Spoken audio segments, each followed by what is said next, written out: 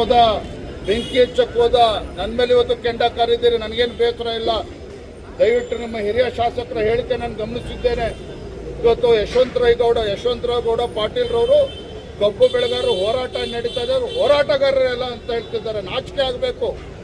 ಕಬ್ಬು ಬೆಳೆಗಾರರಿಗೆ ಇವತ್ತು ರೈತರಿಗೆ ಅಪಮಾನ ಮಾಡುವಂತ ಕೆಲಸ ಇವತ್ತು ಶಾಸಕರು ಮಾಡಿದ್ದಾರೆ.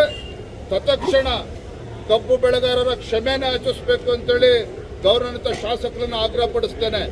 ಹಾಗಾಗಿ ನಾವು ಮುಖ್ಯಮಂತ್ರಿ ಹೇಳತಕ್ಕಂಥದ್ದು ಇಷ್ಟೇನೆ, ಯುದ್ಧ ಬಂದಾಗ ಶಸ್ತ್ರಾಭ್ಯಾಸ ಮಾಡುವ ಬದಲಾಗಿ ಇವತ್ತು ಕಬ್ಬು ಸೀಸನ್ ಪ್ರಾರಂಭ ಆಗುವ 1 ತಿಂಗಳು 2 ತಿಂಗಳು ಮುಂಚಿತವಾಗಿಯೇ ಇವತ್ತು ಕರೆದಿರ್ತಕ್ಕಂಥ ಸಭೆಯನ್ನು ನೀವು ಕರಿಬೇಕಾಗಿತ್ತು. ತಡ ಆಗಿದ್ರೂ ಪರವಾಗಿಲ್ಲ, ರೈತರ ತಾಳ್ಮೆಯನ್ನ ಪರೀಕ್ಷೆ ಮಾಡಬೇಡಿ. ಪ್ರಧಾನಮಂತ್ರಿಗಳಿಗೆ ಪತ್ರ ಬರೆದಿದ್ದೇನೆ ಅಂತೇಳಿ ಕೈ ಕಟ್ಕೊಂಡು ನೀವು ಸುಮ್ಮನೆ ಕುಂದ್ರಬೇಡಿ. ಮುಖ್ಯಮಂತ್ರಿ ಕುರ್ಚಿಗೆ ಎಷ್ಟು ತಲೆ ಕೆಡಿಸ್ಕೊಂಡಿದ್ದೀರೋ ಅದರ 10% ಇವತ್ತು ಕಬ್ಬು ಬೆಳೆಗಾರರ ಬಗ್ಗೆ ತಲೆ ಕೆಡಿಸ್ಕೊಳ್ಳಿ. ರೈತರು ನಿಮ್ಮನ್ನ ಪೂಜೆ ಮಾಡ್ತಾರೆ, ಕಬ್ಬು ಬೆಳೆಗಾರರು ನಿಮ್ಮ ಪೂಜೆ ಮಾಡ್ತಾರೆ. ನಮಗೆ ಇದನ್ನು ರಾಜಕೀಯ ಮಾಡುವಂತ ಅವಶ್ಯಕತೆ ಖಂಡಿತ ಇಲ್ಲ. ಯಾವುದೇ ನಮ್ಮ ಇಚ್ಛೆ ಇಲ್ಲ ರಾಜಕಾರಣ ಮಾಡೋದಕ್ಕೆ. ನಮ್ಮ ಹಿತಾಸಕ್ತಿ ಕಬ್ಬು ಬೆಳೆಗಾರರ ಹಿತಾಸಕ್ತಿಯನ್ನು ಕಾಪಾಡುವಂಥದ್ದಷ್ಟೇ. ಅದನ್ನು ಮಾಡಬೇಕು ಅಂತೇಳಿ ಗೌರವಾನ್ವಿತ ಮುಖ್ಯಮಂತ್ರಿಗಳನ್ನ ನಾನು ಮತ್ತೊಮ್ಮೆ ತಮ್ಮ ಮೂಲಕ ನಾನು ವಿನಂತಿ ಮಾಡ್ತಾ ಇದ್ದೇನೆ.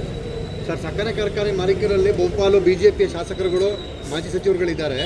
ಅವರುಗಳು ಈ ವಿಚಾರದಲ್ಲಿ ಯಾವ ನಿರ್ಧಾರ ತೆಗೆದುಕೊಳ್ತಾರೆ ಅನ್ನೋದನ್ನ ಬಿಜೆಪಿ ಸ್ಪಷ್ಟಪಡಿಸಲಿ ಅಂತ ಕೇಳಿದ್ದಾರೆ. ಹಿಂದೆ ಯಡಿಯೂರಪ್ಪನವರು ಮುಖ್ಯಮಂತ್ರಿಗಳಿದ್ದಾಗಲೂ ಸಹ ಇದೇ ಭಾರತೀಯ ಜನತಾ ಪಾರ್ಟಿ ನಮ್ಮ ಕ್ಯಾಬಿನೆಟ್ ಅಲ್ಲಿ ಶಾಸಕರು ಇದ್ರು, ಮಂತ್ರಿಗಳು ಇದ್ರು. ಆದರೆ ಅಂದಿನ ಮುಖ್ಯಮಂತ್ರಿಗಳು ಯಡಿಯೂರಪ್ಪನವರು ಕಬ್ಬುಗಾರರ ಹಿತಾಸಕ್ತಿಯನ್ನ ಮನಸ್ಸಿನಲ್ಲಿ ಇಟ್ಕೊಂಡು ಕಬ್ಬು ಬೆಳೆಗಾರರನ್ನ, ಸಕ್ಕರೆ ಕಾರ್ಖಾನೆ ಮಾಲೀಕರನ್ನ ಕೂರಿಸಿ ಸಭೆ ಮಾಡಿ ಒಂದು ದರವನ್ನು ನಿಗದಿ ಮಾಡಿದ್ರು. ಎಲ್ಲ ಉದಾಹರಣೆಗಳು ಕೂಡ ಕಣ್ಮುಂದಿದೆ. ಈ ರೀತಿ ನಮ್ಮ ಮೇಲೆ ಆರೋಪ ಮಾಡಿ ಕೇಂದ್ರದ ಮೇಲೆ ಗೂಬೆ ಕೂರಿಸೋದನ್ನ ಬದಿಗಿಟ್ಟು ನೀವು ನಿಜವಾಗ್ಲೂ ಕೂಡ ಕಬ್ಬು ಬೆಳೆಗಾರರ ಸಮಸ್ಯೆಯನ್ನ ಪರಿಹಾರ ಮಾಡಬೇಕು ಅನ್ನೋ ಇಚ್ಛಾಶಕ್ತಿ ಇದ್ದಿದ್ದೇ ಆದರೆ ಇವತ್ತೇ ತೀರ್ಮಾನವನ್ನು ತೆಗೆದುಕೊಳ್ಳಿ.